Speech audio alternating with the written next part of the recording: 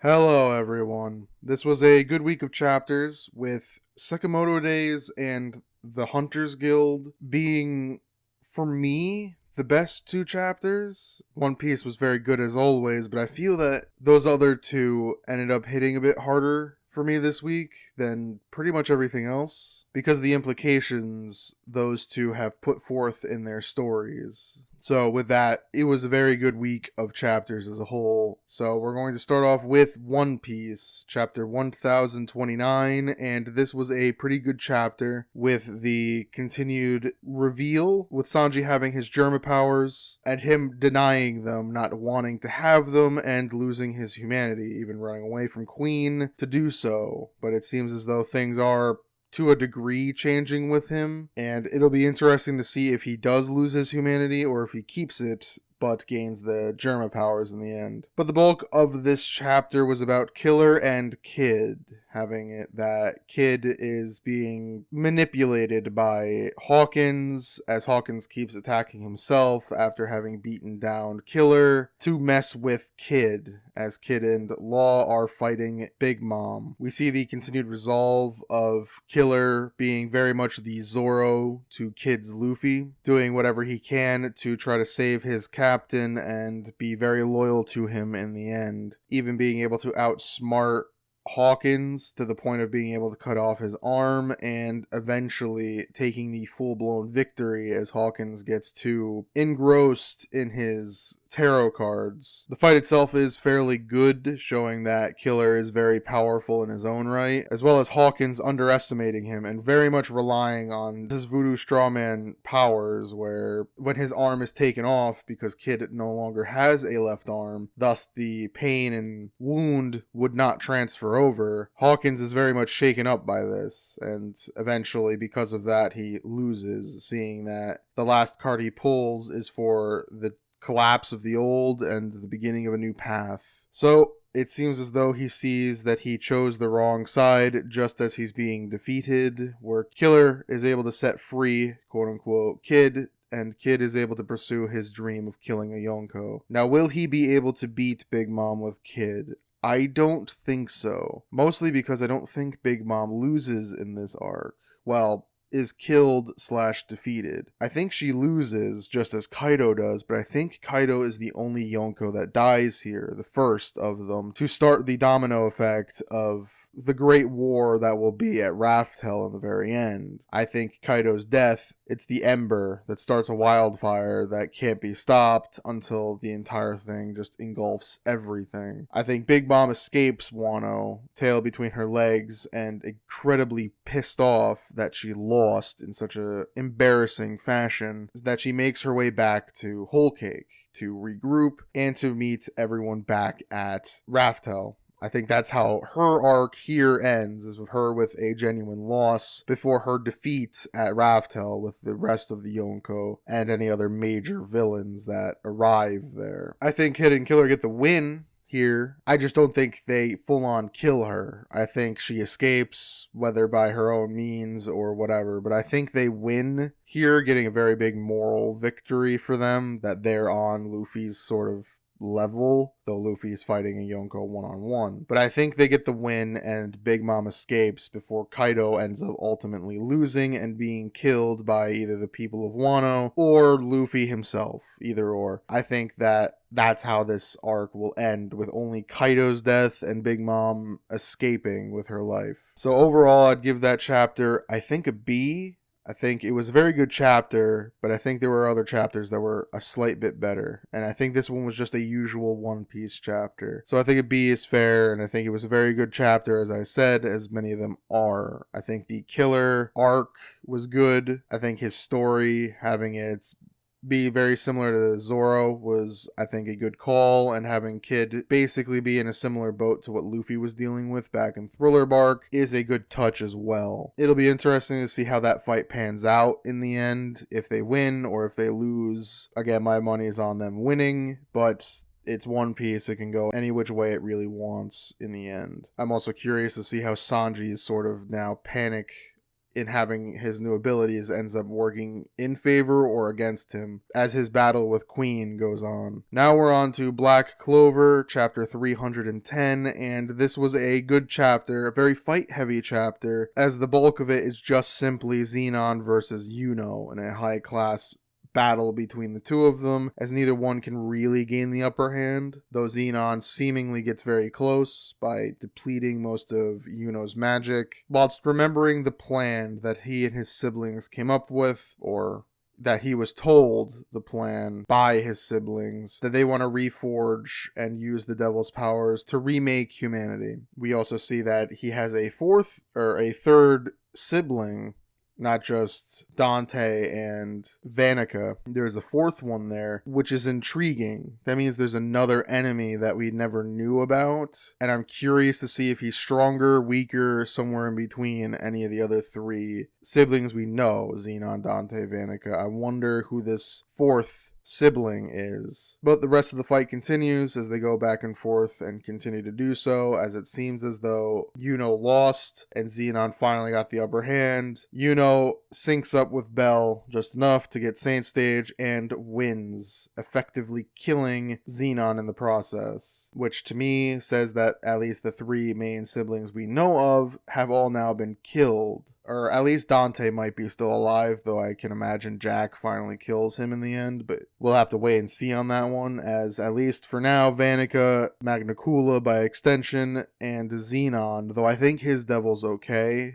because I don't think he gave him his heart. That would make the devil a little dumb. But at least Xenon is now dead as well. That was the chapter. It was a very good chapter. Again, very fight heavy, as it was just the conclusion of the Xenon versus Yuno battle, which Yuno did outrightly win. I did not see that necessarily coming, but it shows that Yuno is in fact very powerful. But he is now also heavily hurt and depleted, so I doubt that this is going to continue to go in any of the heroes' favor, as we have yet to have it that the heroes are going to be able to survive the next wave of devils that are going to come through, as maybe the only one who's fresh is Asta, but even then he can't use his fusion all that much right now. So the next couple of chapters, as this battle reaches its apex, will be very interesting, especially if there's a new villain that is yet to be revealed, as well as even the most powerful devils who have yet to show their face or even show their powers yet. So it'll be very interesting to see how all of that goes. But for now, this chapter, I think I'll give it a B. It was good. It had a good fight, and it had a satisfying conclusion with Yuno getting the win over Xenon and avenging his Golden Dawn teammates, as well as Vengeance in the end. Having it that he would be able to take down Xenon seems right, to have him get his revenge and his justice, as each of the other ones were able to fight and win in a similar way to those who have wronged them in the past, with Noelle taking out Magnacula and Vanica, Zora and Magna taking out Dante, who took out the Black Bulls. So each one has had a thematic kind of approach to these fights. So with all of them ending with satisfaction for the heroes, I think that's the last victory of the arc before everything goes very much downhill from there, because I still very much can't see them winning this arc in the end. So now we're on to Undead Unluck, chapter 84, and this was a good chapter showing Fuko's resolve to save pretty much everyone. And even Andy points out that Fuko is the best type of person with the worst type of ability, that it can't let her be her caring self with people, as she has to be more reserved because her power can go off and hurt those she cares about, and she seemingly cares about everyone. So it's a dangerous ability that's unfair to her.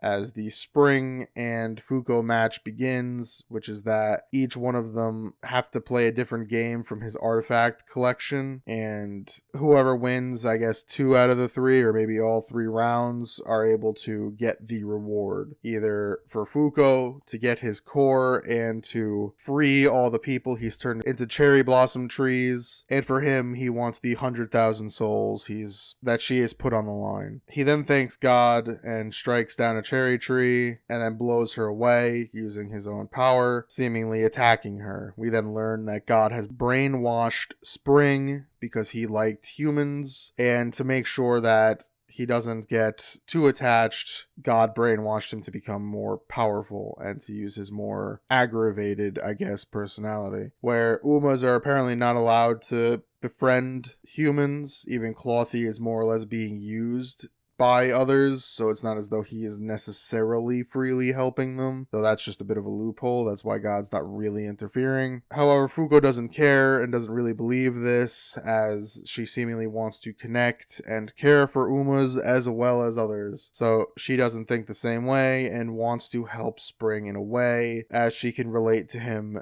to a degree, not being able to play with others and having to watch pretty much from the sidelines. She explains that Andy was able to reach out to her at her lowest point, and she wants to do the same for Spring. Billy and Andy arrive and try to interfere, but see that they can't, and that it is fully up to Fuko to win. She jumps into the artifact bin, nearly dying in the process, to find an artifact of his first time experiencing happiness with a human, and finds a top that he used to play with another individual. And so that's what the next round will be, whatever game they're going to play, as she's trying to connect with him. Shows her resolve, as she's willing to pretty much die to do this and to connect with him, which shows her character, that she's very much more caring than pretty much anyone else, and that she's willing to help everyone, and that includes Umas as well. So overall, I'd give that chapter a B. I thought it was good, showing the continued growth of Fuko and her willingness to do anything and everything possible to save just about everyone. Now we'll have to see if it works out in the end and what the next few rounds of games they're going to have to play before she eventually wins. She'll probably end up winning here, and we'll see where it goes from there. If Apocalypse says that they cheated or something, I don't know. But I imagine that they'll stave off Ragnarok for this one last bit, and then they'll get the next quest, and whatever it is, I doubt they'll do it, as they're going to make one last ditch drive to go right after God. So they'll probably fail the next one, and then God will arrive to destroy everything, and that'll be the final battle of at least this timeline. If there's another one, I would be curious to see it full through, like full on. So these next few chapters, arcs, and the saga as a whole will have a very interesting tone depending upon where it goes after this quest is finished. So now we're on to Mashle, Magic and Muscles, chapter 38, and this was a good chapter as the final test begins. The two teams must collect 5 stars to unlock a chest that has the Wand of Beginnings, and whoever is able to accomplish this will become a Divine Visionary. Now, does that mean a whole team or just one individual? I'm not sure, and I'm thinking it's just one individual. So I wonder if they'll end up infighting after defeating the evil team, or if they'll just let Mash do it. You never know. So we learn that the bureau chief's son, the sharp-teethed guy, was able to influence his father into using his influence to make the test harder for Mash and Co. instead of on his side, leaving it that they would have a hard time and probably fail before even needing to meet Demina and Co. However, they underestimated Mash's superior ability of being the main character and ridiculous, as the monster that Mash and Dot have to verse is a shadow monster that seemingly goes into one's shadow and absorbs their soul. The sort of mission giver that sent out this shadow monster tries to give them an example with a rabbit whose soul is taken by this dark shadow monster. However, they are again unaware of Mash's immense abilities, as Mash crawls onto the floor and is able to somehow, with the power of his lungs, suck in enough air to bring the shadow monster down to his level and put the shadow monster into a chokehold and make it pass out, effectively killing it and gaining one of the star keys. It was ridiculous, and it was something only Mash can do. We then see what the other side was doing, with Rose Quartz and Co. going through the quest as if it's nothing, seeing as how they've rigged it to be so easy for them, only for Rose Quartz to start hearing a commotion, and we see that they used Mash's head as a battering ram to break through the unbreakable maze to head straight towards the villain team. Everyone's a bit more confused and surprised by this revelation, and Mash promises to go easy on everyone because he thinks they're weaker. And that's when things get ridiculous. So now we have it that the evil team and MASH's team are going to go head to head right now after MASH and Co. just busted right through the maze and plan on beating them so they can get the keys. This manga is ridiculous. So that was the chapter. Overall, I think I'll give this a B. It was good, it was funny, and it showed that MASH breaks all the laws of physics and every other type of law you can imagine, because half of what he does doesn't make sense, and that's what makes this manga so great. Now, I know they'll eventually win, though I don't know if they're going to do so right away. I imagine this fight's going to go on a while and eventually break up into single one-on-one combats again, just like with how Abel's fight saga went, where it kept going one-on-one as we went through the whole thing and giving everyone a kind of moment to shine. We'll see if that happens and or when, and it'll be interesting to see who ends up winning their battles, because I can imagine not everyone will, but this is Mashal, so they probably all will in some way, shape, or form that is both ridiculous, but yet makes complete sense in this universe. So now we're on to Sekimoto Days, chapter 44, and this was a pretty great chapter as we see Sekimoto bringing Shin and Lo to his favorite healer to get them fixed up. We learn that Shin's new ability he can't use outside of 5 minutes, and it could kill him if he keeps using it, so he needs to train more to be able to really use his new power to its fullest. Lo is hungover after her stint at being super powerful, and we don't know if she can keep doing it forever, which she probably can. We also learn that Sekimoto in his current out-of-shape self is only about at 30%, and that he's weaker than his former underling, which still aggravates him. And eventually the healer is able to unlock a little bit more of his powers so that his fitness level is about probably 40% instead of just 30, so he should be a bit stronger and strong enough to really take out these other serial killers. He also leaves Lo and Shin to the healer while he heads out to take on the final serial killers on his own. We then see the sniper with his bird going to a tall point in the building to look for the remaining assassins and to help Sekimoto in whatever way he can, as we then see the deer-headed cyborg calling X, the main villain of the series, telling them that everything's going according to plan, even with the 2 deaths or the eliminations of the other 2 assassins, Dump and Saw, leaving it that Apart and the other guy, who I can't remember his name at all, are left alone. However, Apart decides to ambush the cyborg and completely tear him apart, as Apart is unwilling to continue to go along with this plan and being used. He took down an entire ton of pages and was tired of it, and it seems as though he's just going to continue doing whatever he feels like doing so that he can feel more connected with people, as he's probably just going to go on a huge killing spree. X, however, seems very much happy with this arrangement, seeing as how chaos seems to be his MO, and likes the fact that a bit of risk is going to be a bit more enjoyable and exciting than just having everything going according to plan. But the biggest moment of the entire chapter comes up as Sekimoto seemingly calls his wife to let her know that he'll probably be away, or he calls to ask if everything's good, as there have been no customers, until the last assassin arrives. Oh no. The last assassin arrives at Sekimoto's store with his wife there. I don't know what way the author is going to take this development. There's so much he could do that I'm not even going to speculate. I'm just going to ride it out and see, because that was extremely exciting just from a story perspective, because it could go anywhere. The serial killer could have just been moseying around and this was just a very tense moment, or he's there purposefully and either kills her, which would be a huge shock and a huge turning point in the series, or he kidnaps her and has Sekimoto come to save her and whatnot. It is genuinely interesting. I know I just speculated, but there are many more paths it can go, and it can go any which way it really wants, as that was probably the most exciting piece of storytelling, in a manner of speaking, that happened this week, was the fact that the most deadly of the serial killers arrived at the home of Sekimoto, and I just don't have a good feeling about it, and that's what makes this chapter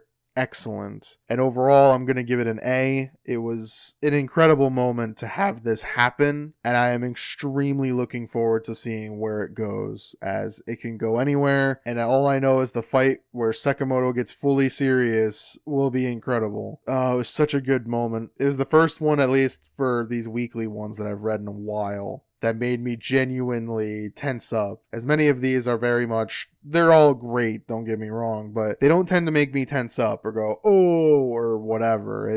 They're all relatively tame. And that's a good thing. They're all good stories, but nothing's made me super, excited and shocked. But that moment when that serial killer comes in there, I was genuinely shocked and awed, and I am extremely excited to see where it goes. So now we're on to the Hunters Guild, chapter 16, and this was a pretty great chapter as well, as we get to learn more about the world of Red Hood, and we get to see that many of the pieces are starting to fall into place for the villain, the mayor of this story, as well as Cinderella, the witch that seemingly cursed Debonair, arrives to try to explain what's going on. And what we learn is that the mayor is actually Ludwig Geppetto, and that Velo is his Pinocchio, and it seems as though Velo was created by the mayor as well as several of the other non-guild magical users to create him to break the fabric of the world, as the world is written down in the true book, and it is up to the Red Hoods to write the stories that will help shape the world, as everything within the book,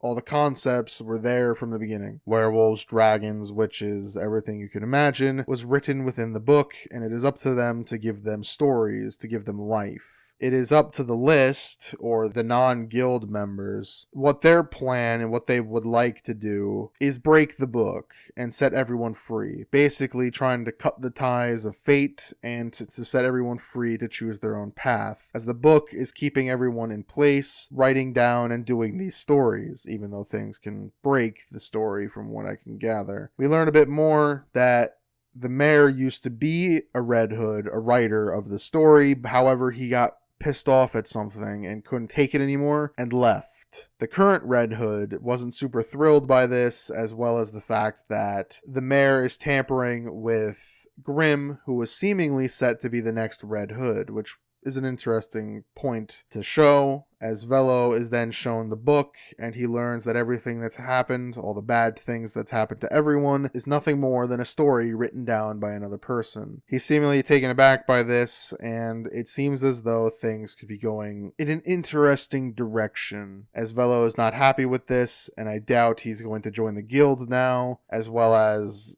Grimm seems to be regressing to a point of almost not being herself at all. Cinderella even brings this up, as everything's being messed up with Velo's presence. It'll be interesting to see what the mayor's ultimate plan is, as according to Cinderella, the plan for the mayor is that he wants to destroy not just the book, but the whole world along with it, which I can imagine he probably does want to do. However, how he does that will be very interesting. I also don't know what Velo is planning to do now, after learning the truth that the world is nothing more than a story, written by another person, and all the hardships and tragedies that come along with having an entertaining story. It'll be interesting to see what Velo does. Who does he side with, and what does he do as a whole? There are too many avenues this could go down. He could join back with his surrogate father figure of the mayor, and in a joking terms, Geppetto, being that he is Pinocchio. In a manner of speaking, it's more just the name and the fact that Velo was a creation of life that was unnatural is a rather funny thing. Two and two together, adding so many fairy tales together. Does Velo just take the book and leave, kind of breaking the world as it is, but yet not fully destroying it, being a bit of an outsider, helping those that he can, while then also running away from pretty much everyone, which would be an interesting twist on the story that I didn't necessarily see it going towards? Or does it just continue to follow the same script? Velo accepts that, but wants to change the stories as a whole, and wants to fix everything, maybe make it a bit easier, make stories that are less harmful to everyone, maybe. Being being a sort of ultimate hero type and going against the mayor. I don't know. There are so many avenues this could go that with this revelation, it makes the next few chapters very interesting, that no matter where it goes, it should be a fun story to tell. I'm here to see where it goes. I don't know now who stays as major characters or not, and where it goes from here. I don't know. But I'm looking forward to seeing where it does go in the end. So overall, I think I'll give this an A. I think the revelation of what's truly going on was very good, and it helps set the table for future events, near future events, to happen. And where Velo and even the mayor, the Red Hood, Grimm, Debonair, Cinderella, all of them, where it goes from there will be very intriguing, and it seems as though Velo's the key to all of it. So it should be an extremely exciting set of chapters to come as this story kicks into one of its branching paths, and wherever the story goes, it should be an interesting read nonetheless. So that's all the major chapters.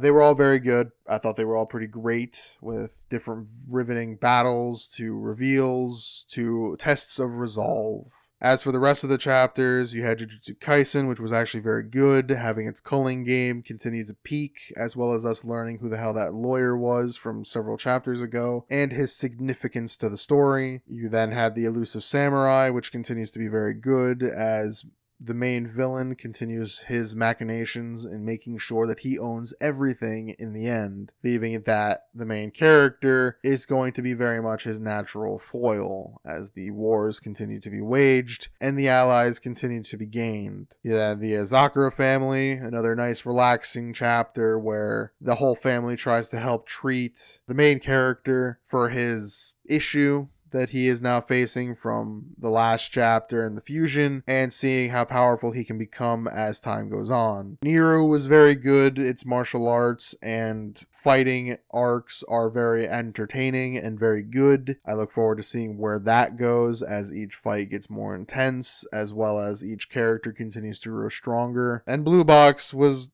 good. It was fine. I thought it was good. It continues to do what it does, adding drama and sports together, and we'll see how far it goes. But that was all the chapters. I thought they were all very good. I thought this was a good week overall, and I look forward to seeing whatever happens next week, as there's many different avenues these stories can go, with introducing new villains to having villainous intentions being raised even higher than ever before, with many of these arcs really hitting their stride, and or even just starting new ones in the midst of finishing old ones. So if you enjoyed this video, please leave a like, and as always, thank you for watching.